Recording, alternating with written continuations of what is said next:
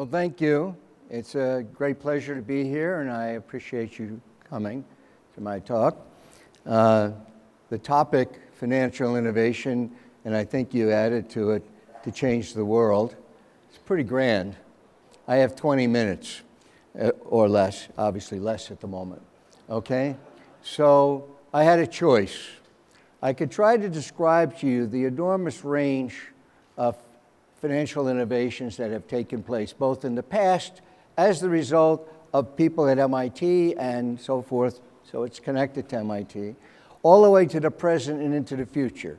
It took me 90 minutes at Tsinghua yesterday to describe two.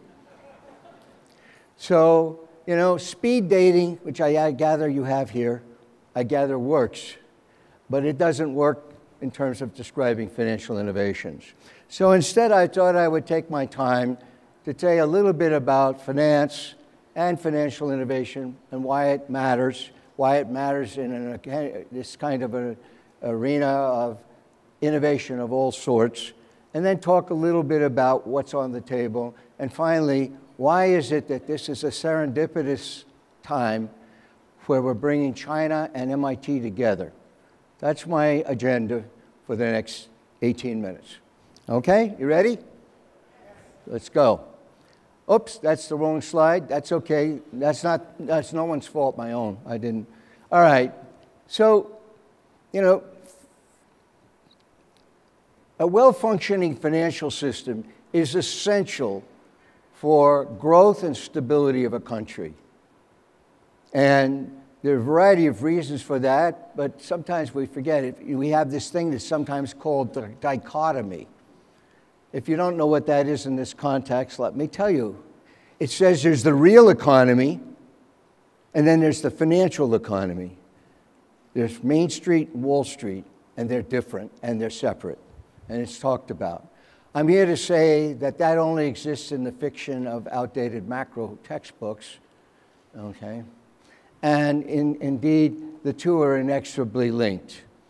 Robert Solow, 1987 Nobel Prize, economics, MIT, my professor, then my colleague, received this prize for showing that growth did not occur as a response to the traditional belief, which was population growth or frugality, high savings rates. Instead, he showed that it was technological progress that drove growth. And that was a very insightful thing and had not been understood. But we have terrific technology in the labs at MIT. If you haven't been back, you know, if you get a big head anytime, walk around MIT, it deflates pretty fast, okay? We have fabulous technologies there. But if that technology does not find its way into the broad economy to be used, we'll never see any growth from that technology for the economy. And that's where finance comes in. Finance's role is to make sure or help get that technology broadly into the economy. Now, to sort of show you this, I took the example from the life sciences, drug discovery, okay? And I have here a stereotypical example. We're thinking about a single molecule, and should we invest in it? These are stylized facts, but they'll do for the purpose. Cost of taking it all the way through, about $200 million in 10 years, okay? What's the success rate? About 5%, okay? And the question for you is, would you invest in this investment? This is an investment that shows you the timeline. You invest $200 million, you go through all the phases. If you succeed, you get a prize of worth about $12 billion. That's very nice. On the other hand, if you fail, you get nothing. Now, the question is, can we convince you, would you like to invest in that? Can I get any of you, either for yourself or for your institution, but for yourself? Think of it. Now, let me point out what happens here. We do a little analysis, a little tree. We have a 5% success. If we get success, we make a 51% a year return. Very, very nice. But if we fail, we get 100% loss, and that happens 95% of the time. So I'll do the statistics for you. The expected return is about 12%. Not bad. The standard deviation of that return is 423%. So here's the mean, and here's the standard deviation. So how many people would like to see me after this talk to invest? Okay? Now, we could, and we are working very hard at MIT and elsewhere to improve the science so we better understand what's going on and we can make smarter decisions before going into the clinical phases where it's a lot less expensive. And we're working hard at that. Let's suppose we made such breakthroughs that we could now increase the probability of success for the same type of thing from 5% to 10%. That'd be darn good. And by the way, quite valuable, don't make me clear. So I'm not going to do the math, but instead of 12%, maybe you're going to get 19%. How many people want to invest at 19% expected return with a standard deviation of 400? Haven't made much progress if we want to get this done. Well, now we're just going to use a very basic principle of finance to show how we could improve this. Suppose instead, did I push this button one too far? I'm not a slide person. All right, we'll just use this. All right, what if we had 150 molecules, ideas for getting a cure of disease, and we put that in a big mega fund? There are other ways to do it, but just imagine a huge big mega fund that holds 150 different ones of these.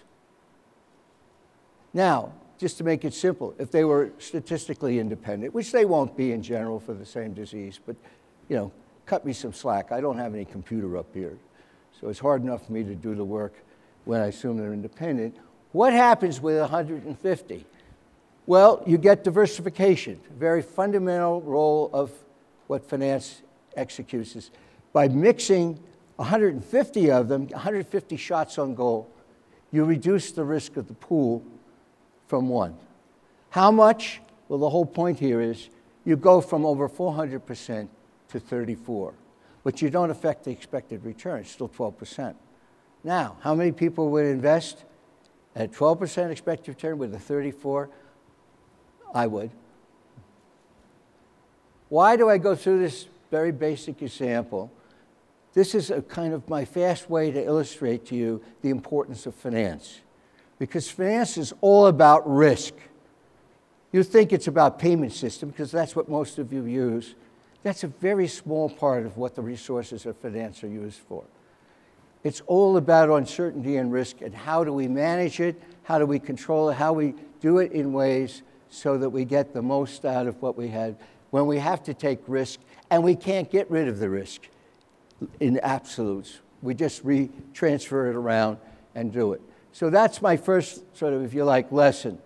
Finance is very important for innovation because it allows us to be able to fund very risky individual projects and find a way to get it done where we'll do it. Whoops. I'm pushing. Okay, I see where I've gone. All right. So that's the first message, and that's what I have to do, and I see I'm already running behind. All right? So finance is important to get it done. Now, the second one is finance. Those of you who were there for the talk last night, our president, we all talked a lot about AI, and we're creating an AI center. Why? Because most of the users of AI are not doing research in AI. They're using AI. AI is a means, not the ends. And just so in finance, as you just saw, if you're interested in the life sciences and getting things done, you're not interested in finance as the ends, but you can see finances help you with the means. Now, it is also true, and I would suspect our next speaker will talk about it, is the finance industry is enormous globally. Huge resources and so forth. So there is an ends of finance if you're dealing with the industry itself. So you have both going on here, as you do in AI. Now, what is the financial innovations? Well, first of all, what is financial innovation? It's how we make the financial system better. If a good financial system is valuable, then making it better is valuable. So that's what financial, and it's driven by three things. finance science, technology, the very things that much of the talking going on here, and need. If you don't have need, it never gets done. I can't sell $5 bills for $3 if people don't feel a need. So the point is you need those three. Right now, what's the hot thing in financial innovation? FinTech, bringing together AI, computer technology to address financial services, okay? And I want to talk about that because I'm very excited about it. There are enormous benefits that we can get from implementing FinTech, and benefits in terms of much lower costs for financial services we have, and because of the technology creating financial services we couldn't provide before. And furthermore, I believe that disproportionately, those in the world who are underserved by the financial system are going to be beneficially disproportionately more, which I think is a good idea. So that's great. What are the barriers? What are the issues? Well, in some directions of financial services, it's going to be like a hot knife through butter. Computations, calculations, processing, payment systems, that's going to go pretty fast, and it's already. Here you have Alipay, WeChat's changed the world. I couldn't buy something in an airport because I didn't have Alipay or WeChat. I had all kinds of credit cards, but they weren't interested. Okay? So you're way ahead of that here, by the way, if you didn't know that. So let me moving forward, though. What is the characteristics of the ones that are going to go very easily? They're going to be things that are either transparent or you can make transparent. Transparent means two things are transparently the same and I can see so if they're identical. And the only choice I have is which one's cheaper. All right? That's what I mean by transparent. What else is a way that you could go ahead? Is Alipay transparent? Does anybody have any idea what's going inside? Actually, the models and everything that's going on in there? I doubt it. Or WeChat. So it's not transparent. And you really can't make it transparent to all of us. But why do you use Alipay or WeChat? Because you tried it and it worked. And your neighbors tried it and it worked. That's verification. So if something is not transparent, you can still get people to use it if you can verify easily. What happens, though, if you have something that's not transparent and can't be made transparent and can't be verified? Would you use it? I doubt it. Not for anything important. I have a test for that, but I don't have time to do it. If you took it, you'd all agree with me. So I'll have to just tell you that. So I call that inherently opaque. Now, what's an example of that in finance? Financial advice. That's pretty important. You know, what should you invest in, or either for yourself or somebody does it for you, right? That's me. Now, if someone is actively doing financial investing for you, they have a model and they're making judgments and they're forecasting, they're scraping data from everywhere and coming up with what they think is the best strategy, for sure they can't make that transparent to you. And most of the time they wouldn't if they could because it's proprietary. But even if they could, they can't. It just isn't that way. And the same reason no one can make Alipay transparent to you. What about verification? After all, that's how I got to use the payment system. Well, I have a gentleman in the front row, and he is going to give me his money to manage. I don't think that's wise, but he will do it. How long, this is not a judgment question, this is a mathematical question. How long would I have to manage his account before he could reach a statistically significant conclusion that I'm a good manager or a bad manager, using only the data from his portfolio? So I'm trying to keep it simple up here, right? So just that data. How many think 1 year?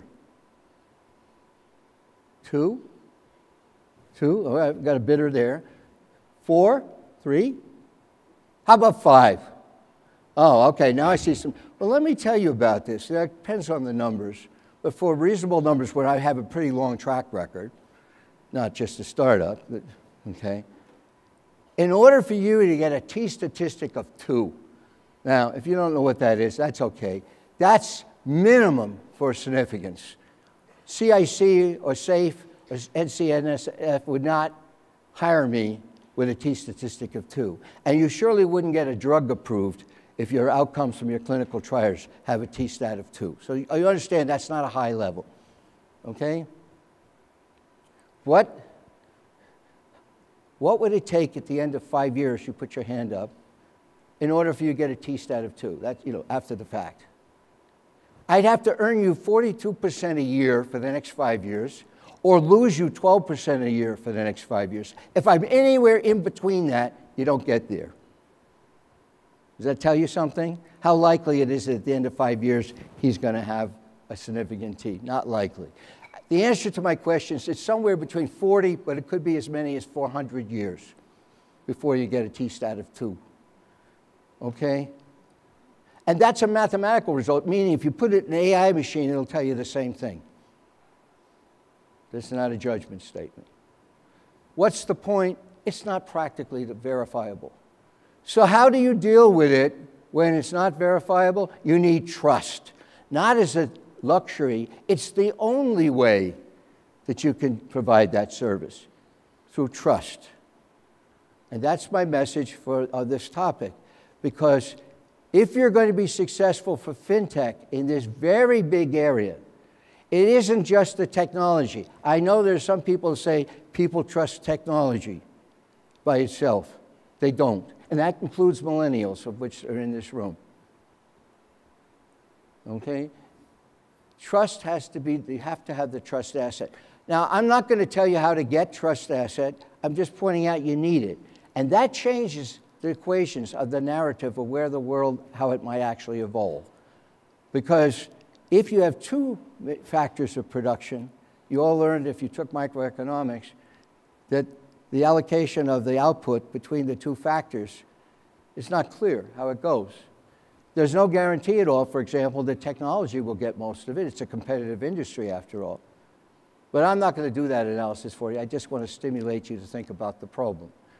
So if you're going to be successful in the important area of advice, somehow you're going to have to tell me, if I'm your investor, how you are going to get the trust asset to go with your technology. If you don't have an answer to that question, I know I won't invest with you, because if you don't have that, you're not going to be able to do it. So that's the message, and I think it has lots of ramifications, including part of the trust is regulation. Regulation, whether it's of drugs or finance, is one way we get trust.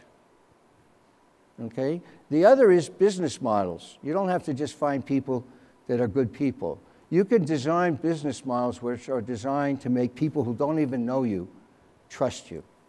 That's as much as I can say, because I only got 1 minute and 50 seconds left. But please, take this seriously, because I think it has implications for how the whole industry in fintech will develop. And it's a kind of an exciting thing to have that. Now, in the spirit of what I have left to say in these last few minutes is my third topic, which is the serendipity of China and MIT. Asia's GDP, as you know, is growing. That's wonderful. It's an optimistic part of the world. Look, we all have problems, and you do here too. But overall, it's growing all through Asia, and particularly in China. That means every country in Asia is going to have to redo its financial system to upgrade it and make it appropriate for the new environment. Well, that's a big job, retirement systems and so forth. But what's the good news? If you do it right, you not only get an upgraded system, you can leapfrog everything that everyone else has done, and you can become the best in the world. So if you've got to incur the cost, my message is do it right. What's not the way to do it right? The way it's usually done. I don't say it's done that way in China. Maybe you'll tell me. I never come to a country and tell them what they do. That's a big mistake. Okay, you know better what you do than I will ever know. But in many countries and many companies, the practice is something big like a retirement system. Go find out what is best practice. Collect all that information, put it together, and come up with your solution. I'm here to say, sure, look at best practice. That isn't good enough. It's not close to good enough.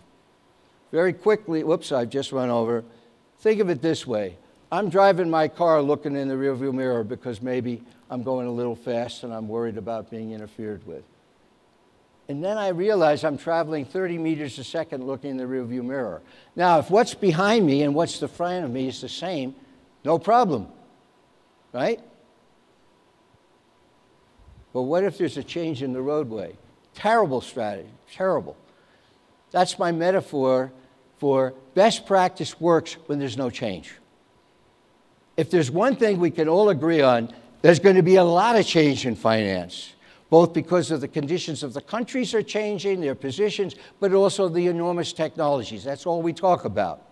So one thing for sure, the future is going to be different than the past, and therefore best practice is a legacy. It's a legacy, therefore it's already obsolete in a changing world. So you need to do more than just look at the past. You need to look at what you can do by understanding what technology will allow you to do, even if you haven't done it yet, or you haven't done it in the application that you had in mind. And then I'll walk off on this one. So that's why you, China, who want to be a supranational, I think you want to be a supranational entity, bigger than a big country. You want to take your place in the world. You're going to really have to upgrade your financial system. And you can also lead the rest of Asia by making a good example. Not bad. Big investment. But you need MIT for that. Why?